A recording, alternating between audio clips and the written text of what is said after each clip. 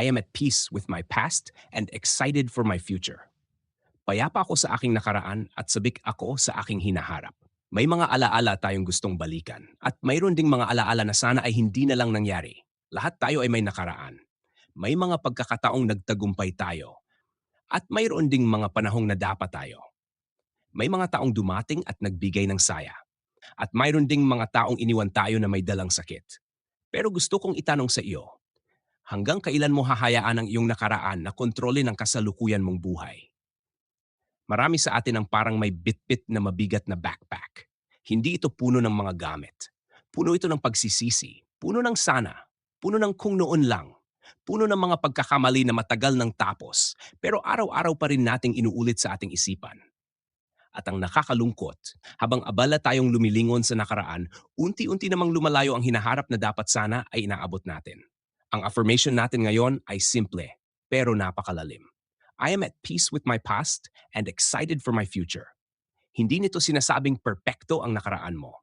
Hindi nito sinasabing wala kang pagkakamali. Hindi rin nito sinasabing hindi ka nasaktan. Ang sinasabi nito ay hindi mo na kailangang makipaglaban sa mga bagay na hindi mo na mababago. Ang kapayapaan ay hindi nangangahulugang nakalimutan mo na ang nangyari. Ang kapayapaan ay nangangahulugang tinanggap mo na hindi mo na mababago ang kahapon. May isang katotohanan na mahirap tanggapin. Hindi mo na kayang baguhin ang isang salitang nasabi mo 10 taon na ang nakalipas. Hindi mo na mababawi ang isang pagkakataong pinalampas mo. Hindi mo na maibabalik ang panahong nawala. Pero alam mo kung ano ang kaya mo. Kaya mong baguhin ang kahulugan ng lahat ng iyon. Ang dating pagkakamali ay puwedeng maging aral. Ang dating kabiguan ay puwedeng maging pundasyon. Ang dating sugat ay puwedeng maging pinagmumulan ng lakas. Maraming tao ang nahihirapang magmahal sa sarili dahil ang tinitingnan nila ay ang lumang bersyon ng kanilang pagkatao. Pero hindi ka na ang taong iyon. Nagbago ka na. May mga natutunan ka na. Mas matatag ka na ngayon. Mas maingat ka na ngayon. Mas may malasakit ka na ngayon. Kung hindi dahil sa mga pinagdaanan mo, baka hindi ka naging ikaw ngayon. Hindi ibig sabihin nito na gusto mong maulit ang sakit. Ang ibig sabihin lamang nito ay may magandang naidulot kahit sa mahirap na karanasan. Kapag natutunan mong yakapin ang iyong nakaraan, mawawala ang bigat na matagal mo nang dinadala. At kapag gumaan ang iyong puso, mas magiging handa kang mangarap muli. Napansin mo ba? Kapag ang isang tao ay laging nakatingin sa rearview mirror, delikado siyang mabangga. Ganon din sa buhay. Mahalagang alalahanin ang nakaraan. Pero hindi ito dapat ang direksyon ng iyong paglalakbay.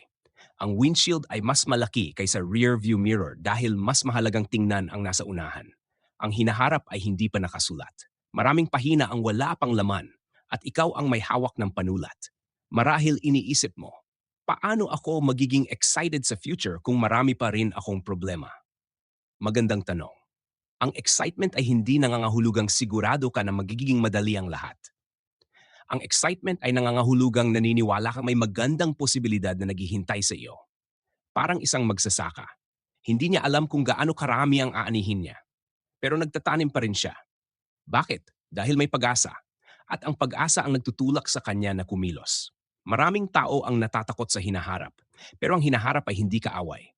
Isa itong pagkakataon. Pagkakataong magsimula muli. Pagkakataong maging mas mabuting tao. Pagkakataong gumawa ng mga desisyong hindi mo nagawa noon. Kung nagkamali ka noon sa paghawak ng pera, may pagkakataon kang matutong mag-ipon ngayon. Kung nasira ang isang relasyon, may pagkakataon kang matutong magmahal ng mas maayos. Kung nabigo ka sa isang pangarap, may pagkakataon kang bumuo ng panibagong pangarap. Ang buhay ay hindi nagbibigay ng garantiya, pero nagbibigay ito ng panibagong pagkakataon. At minsan, sapat na iyon.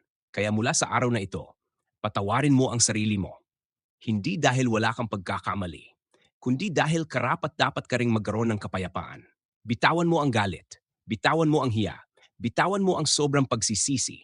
Hindi dahil maliit ang nangyari, kundi dahil mas mahalaga ang taong gusto mong maging. Isipin mo ang sarili mo makalipas ang 5 taon. Ano kaya ang mararamdaman niya kung makita kang nakakulong pa rin sa mga nangyari noon? Marahil sasabihin niya, salamat at hindi ka sumuko. Salamat at pinili mong magpatuloy. Salamat at naniwala kang may mas maganda pang bukas. At ngayon, gusto kong ulitin mo ito ng buong puso.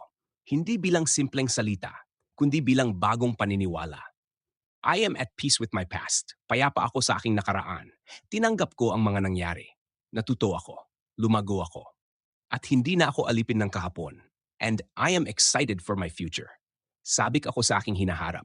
Marami pa akong matututuhan, marami pa akong mararanasan, marami pa akong mabubuo, at marami pa akong maibabahaging kabutihan sa mundo. Hindi ko alam ang lahat ng mangyayari. Pero alam kong haharapin ko ito ng may tapang dahil ang nakaraan ay naging guro ko at ang hinaharap ay magiging pagkakataon ko. Kaya simula ngayon, huminga ng malalim, ngumiti, at lumakad pasulong. Dahil ang pinakamagandang kabanata ng iyong buhay ay maaring hindi pa naisusulat.